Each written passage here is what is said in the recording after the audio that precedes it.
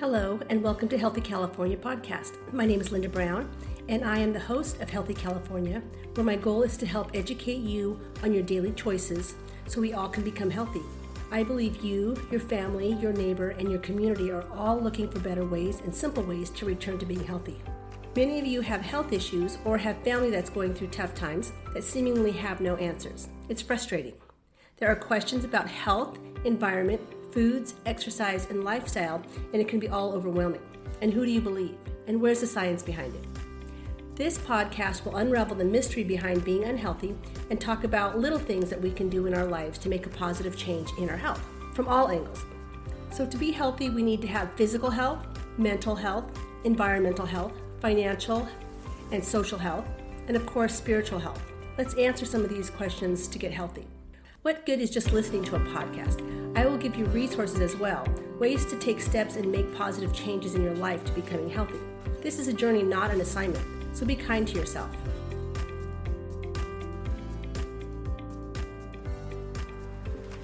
Okay, welcome back, California. Thank you for joining me. My name is Linda Brown. I am the host of Healthy California, and this week we are talking about protein. Last week I talked about fats, and before that I talking about carbs. Those are our macros. When people talk about macros, they're talking about protein, fats, and carbs. So today we are talking about proteins. We have a lot to talk about. Proteins are often called the building blocks of life. But what does that mean? Why is that important? And why is it so important for our health and longevity and daily function? And how much should we eat? Everyone is on high protein this and high protein that, and is that necessary? Well, let's dig into that. So what is the definition of protein? What is it actually? And why is it the building block? Well, they call it the building block because if you think about Legos and you put a bunch of Legos together, it actually will build something. And that's how protein works. So if you think about a Lego structure, each individual Lego in our body, we would call that an amino acid. And you put a bunch of amino acids together and it builds proteins and it builds structures in our body. If you can picture one individual Lego, that would be an amino acid, and you put a bunch of them together. Well, let's say there is 20 different shapes of Legos in our body. That applies because we have 20 different amino acids. 20 different amino acids make up our body. Everything in our body that is a protein, that is made by protein, is made up of only 20 different amino acids. It's crazy to think about that. And of the 20 amino acids, or 20 different shapes of Legos, if you can picture that, 9 of them are considered essential. Essential amino acids mean that we actually have to consume it through food. Our body won't make it. We have to consume it. We need amino acids to build proteins. And so what do proteins do? Well, proteins are responsible for growth, building muscle, repairing tissue, making hormones, making enzymes, supporting immunity, and transporting nutrients. It does a lot of things actually, and that's just a few things. There are different types of proteins.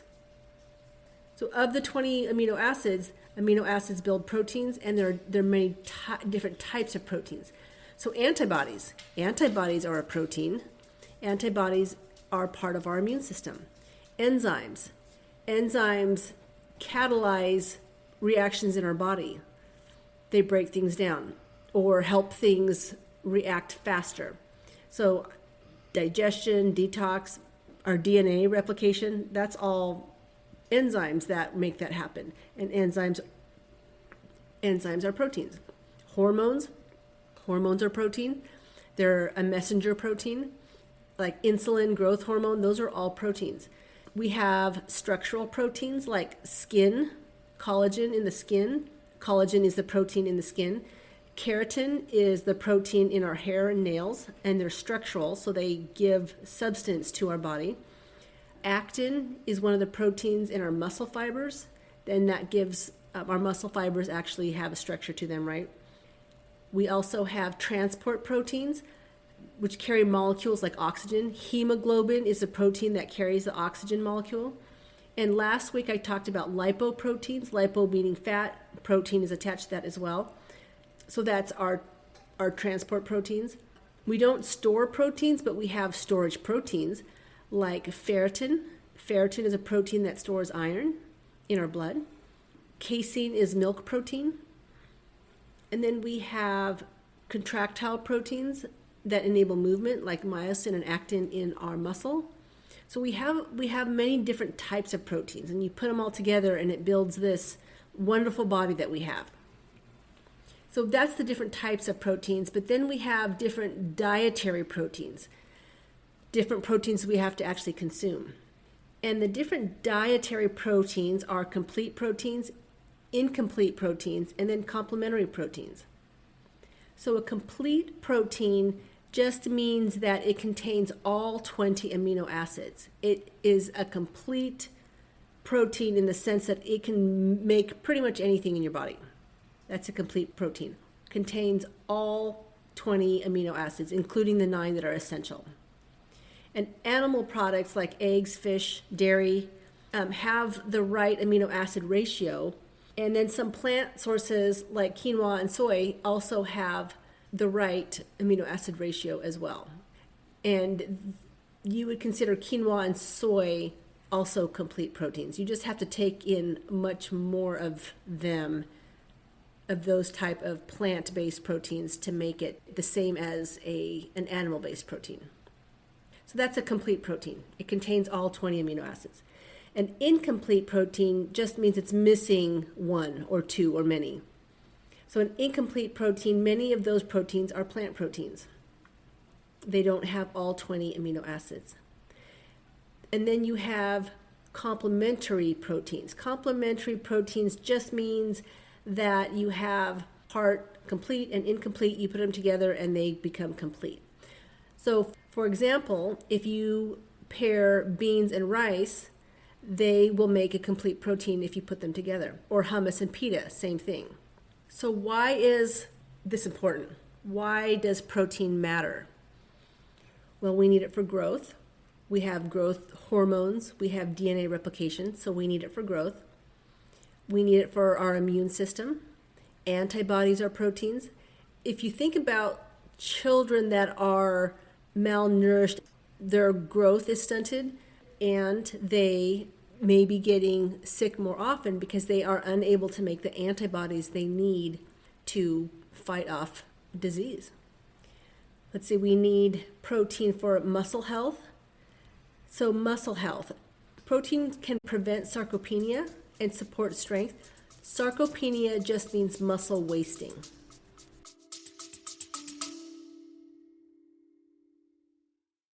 I want to take a second to share a helpful resource with you. I have a free health questionnaire designed to pinpoint the areas in your life that you need to focus on for optimal wellness. If you're interested, simply click the link in the show notes or visit heal-throughfood.com to access it. Now let's dive back into the show.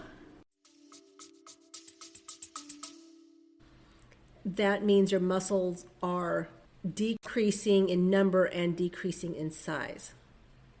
And this happens in aging, but it doesn't have to happen that fast. There's many reasons people get sarcopenia. Let me draw a picture real quick. There is atrophy, hypertrophy, and sarcopenia. And then there's hyperplasia.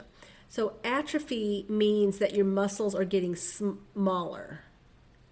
Atrophy means that your muscles are getting smaller. So if you hear someone say, my muscles are atrophied, that happens if you think about like putting your leg in a cast and then you take that cast off and the muscles have gotten smaller. That's atrophy. Atrophy doesn't mean that the number of muscle fibers decreased, just the muscle fiber itself got smaller. The same amount of muscle fibers are there. Hypertrophy means that the muscle fiber has gotten bigger. You didn't grow more muscle fibers. The muscle fiber itself got bigger. That's hypertrophy. So when you see muscle-bound people walking around and they have these big biceps, that's hypertrophy. their muscles are big, but not necessarily more muscle fibers. And then there's sarcopenia.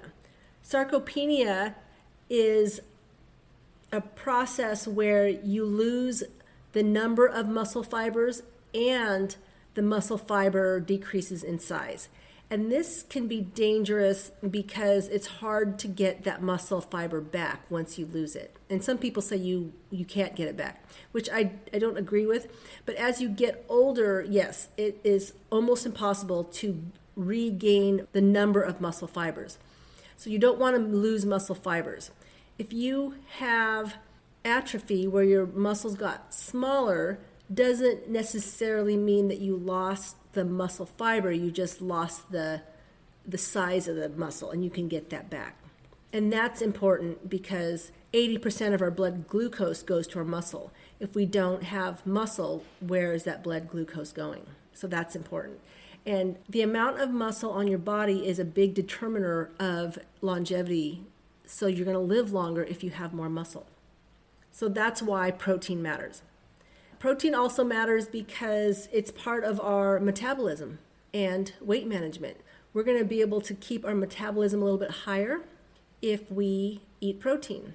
And weight management because protein is satiating than carbs. So you will get fuller faster when you eat proteins. It also requires more calories to burn proteins during digestion. Protein is important because we need it for digestive enzymes and to break down food and to build other proteins. So we need proteins in our diet so that we can build other proteins. And we're building these other proteins by using it to grow, to heal, for making our immune system work. So we need to replace the protein that we're using up in our body. We need it for hormone production, enzyme production. If we don't have enough protein, our hormones are not going to be as efficient as they can. And hormones are just signalers, so they're not going to signal what they need to be signaling. We need protein for wound healing and recovery. So a lot of times when you go in for surgery, the doctor will tell you to eat a little more protein after your surgery because you are healing. And with inflammation, protein production or protein synthesis actually decreases.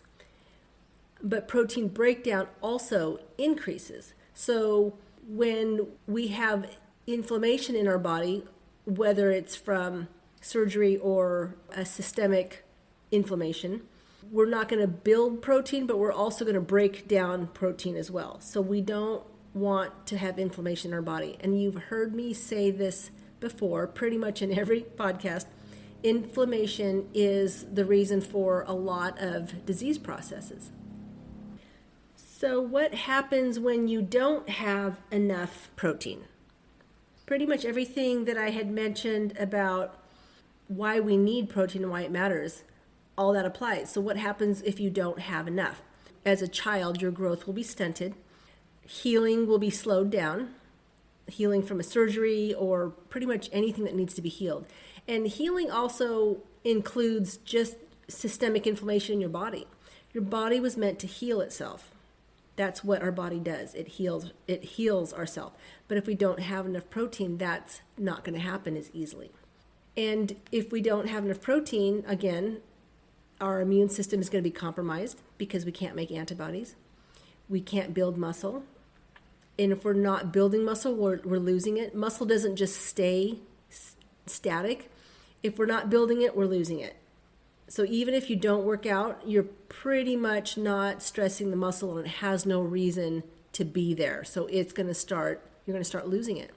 Our metabolism will slow down if you don't have enough protein. Our hunger will increase because protein is more satiating. So if you don't have enough protein, you're going to be hungry and then you're going to reach for the carbs. And your digestion is compromised, which then leads to inflammation. Inflammation, we just said, is going to also stop protein production. You need to have a good digestive system so that you don't have an inflamed state. Protein will help your digestion because you have digestive enzymes. So then the question of the century is, how much protein do we need? Protein is all over the world, as far as in every social media, there's always protein bars, protein powders, people that are telling you that you need to be having a lot more protein. And some of that may be true. The general guideline for the recommended daily allowance is 0.8 grams per kilogram of body weight. That's the minimum. So how do you do the math on that, right? 0.8 grams per kilogram. Well, the easiest way and that's the minimum you need. That's if you don't work out, you're just trying to merely exist. The easiest way to think of it is 0.5 gram per pound of body weight. So if you're 100 pounds, you're going to need 50 grams. If you're 200 pounds, you're going to need 100 grams of protein. The amount of protein you need is dependent on the needs of your muscle activity. The more you're using your muscle, the more protein you're going to need. If you exercise more, you'll need more protein than this 0.5 gram per pound. You're definitely going to need more than 0.5 gram per pound. So when you see people on social media saying that you need to be eating all this protein, that might be true, especially if you are active. So people that work out a lot need more like a 1-to-1 ratio, 1 gram of protein per pound. And that's a lot, but they're burning through that. And protein quality matters. I don't want you just to go and buy protein powders and protein bars. Please don't do that, because protein bars is just candy bars with horrible protein in it. So the quality of your protein matters. Complete protein matters. Incomplete as well, but you also need to have a complete protein profile. That matters. And you need to have a good balance of your protein. So let's say you have 3.5 ounces of chicken. That's a complete protein profile. And it's going to take 4 cups of quinoa to equal the same amount of protein that chicken would have. And of course, you can pair them, that's fine. A lot of times people think that I can eat plant protein, and yes, you can, for sure, but you have to eat a lot more plant protein to equal the amount of protein you would get from animal protein. And it's totally doable. It's just you have to think about the carbs you're taking in, the amount of carbs you're taking in when you are eating plant-based protein. So like rice and beans, you have to eat twice as much rice as you do beans to get that balanced amino acid profile. Because rice is low in lysine and higher in methionine. Lysine is an amino acid, methionine is an amino acid, and beans is the opposite. So beans are going to be higher in lysine and lower in methionine. So you put them together and you have this perfect amino acid profile in your diet, complete amino acids, and they pair well. If you think about eating twice as much rice as beans, though, that's a lot of carbs if you think about it, which is fine if you're working it all off. So quality matters. Please don't go out and buy protein bars, because that's packaged foods. You don't want to eat a bunch of packaged foods. So just good quality, real food. So what's the best source of protein? Well, the best source, if you're talking about complete amino acid profile, would be animal protein. So chicken, fish, eggs, Greek yogurt, lean beef. However, again, quality matters, right? So chicken needs to be antibiotic-free, hormone-free. Fish needs to be wild. Same thing with eggs. It needs to be antibiotic-free, hormone-free. All of your animal-based protein needs to be clean, so antibiotic and hormone-free. So think about that. And then your plant-based proteins, lentils, beans, chickpeas, quinoa, edamame, tofu, nuts, seeds, they are all a good source of protein. And with nuts and seeds, a good source of fat as well. You can get a lot of really good, delicious plant-based proteins. What are some common myths about protein? Well, here's a myth. Too much protein damages your kidneys. That is not true. When you eat more protein than you're used to, you need to drink a lot of water. You need to drink more water when you're eating a lot of protein. And you only have to worry about your kidneys working over or being overworked if you already have kidney disease. But if you don't have kidney disease, then eat protein to prevent kidney disease. And again, you have to drink more water. Here's another myth. Vegetarians and vegans can't get enough protein. That is absolutely not true. You can pair your proteins together. Usually when you pair your proteins, it's going to be some sort of legume with some sort of a grain. And be mindful that when that happens, you're going to be eating a lot of carbs. But it's absolutely possible for vegetarians to get enough protein. Protein powders are essential. No, that's not true. That's a myth. Protein powders are not essential. They're convenient, but they're not necessary. And they're not real food. I want you to always think about real food first. The kind of food that God created is the kind that you should be eating. That's how I see it. And yes, if you are having a hard time getting your protein in, then put in a protein powder.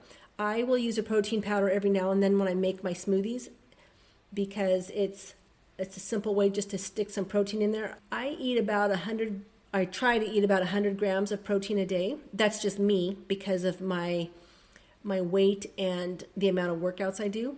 So it's not hard for me to get 100 grams of protein.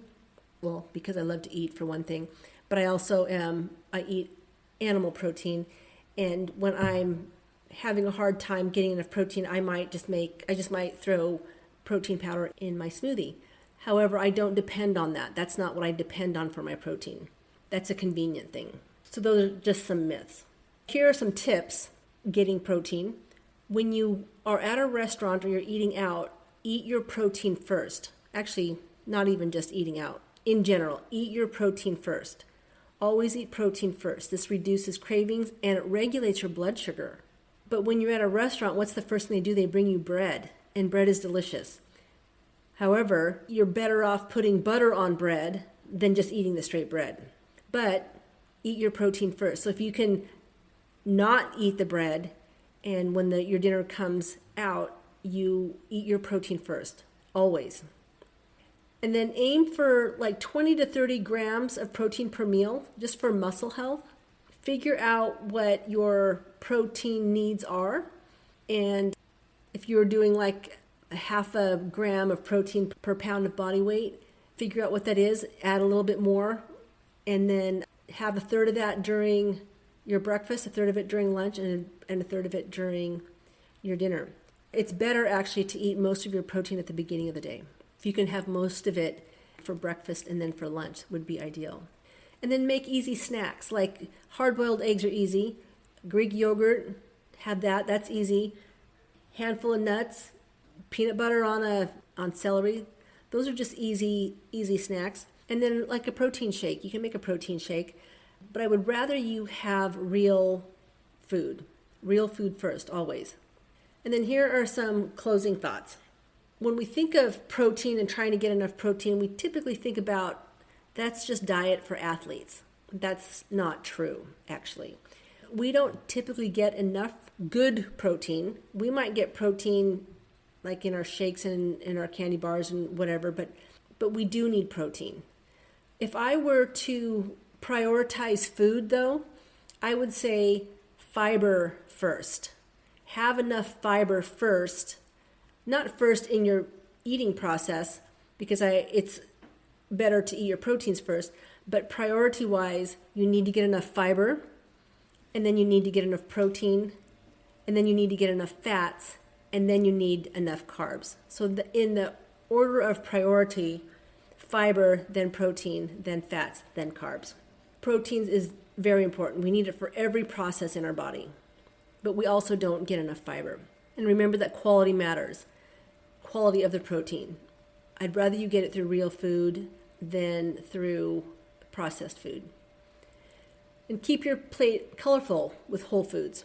Pair your protein smartly, stay consistent with it, and then also not having anything to do with protein necessarily, but if you're eating out or if you have a tendency to eat a bigger meal, then go for a walk afterwards. That's going to regulate your blood sugar as well. So knowing that you need more protein and knowing that it helps prevent sarcopenia, the muscle wasting, it would be a good idea to move those muscles and increase the demands of protein on your muscles. That's what's going to keep you healthy. More muscle increases longevity, And more muscle will keep your blood sugar lower because you have 80% of your blood glucose going to your muscles. So you have to have muscles for it to go to, right? So you can have a strong body, strong mind, and a stronger life if you eat more protein, have more protein in your diet. And I came across a scripture verse this morning that I wanted to share with you, and it's from Proverbs 3, 5, and 6, and it says, "Trust in the Lord with all your heart, and do not lean on your own understanding." And the reason why that applies, I think, to this week's podcast is because it reminds me that we go to social media to get our dietary wants and needs. We go to social media for protein tips. We go to social media for our supplements. And we forget that in the Bible, it doesn't have anything like that. We have animals and plants and drinks that we can have. Like I say that because I'm thinking of wine. But everything in moderation. And I think that we need to be thinking more of our diet as something that was created for us. The plants and animals that are out, they were created for us to take care of and consume and make us stronger. And we have a responsibility to take care of our world, take care of our family, take care of plants and animals. And we also have these beautiful plants that are there for us to consume over the power bars that are in front of us. So if you really want to improve your diet, you can go to the Bible for what you can eat, and I can guarantee you there are no power bars in there. So anyways, that's what I thought about when I read that scripture this morning, is trust in the Lord with all your heart and do not lean on your own understanding or the understanding of the world, and that means social media. So anyways, that's all I have for this week, and I hope you learned something. If you feel like you know someone that would benefit from learning a little bit more about protein, then please send this podcast to them. And I will be back next week, and I hope you stay healthy, California. Thank you for joining me today. I hope you learned something new. Health care and treatment should focus on being proactive and preventative, emphasizing the importance of addressing the root cause of a disease or illness. While the U.S. has an excellent trauma medicine system, helping patients when problems arise, our goals should be to prevent disease before they happen. That's why this podcast is so important to me.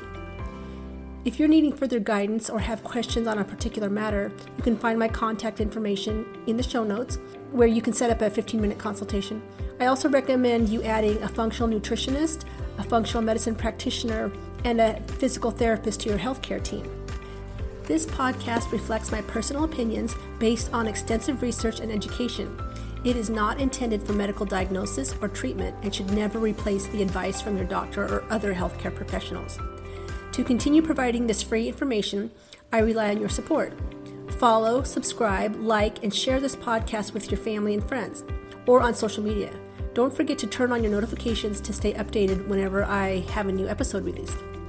Educating you and empowering you to take back your health is my ultimate goal. By gathering knowledge and implementing small but impactful changes, you can reclaim your well-being. This is a journey, not a quick fix, so be kind to yourself, and I'll be there to help. You got this.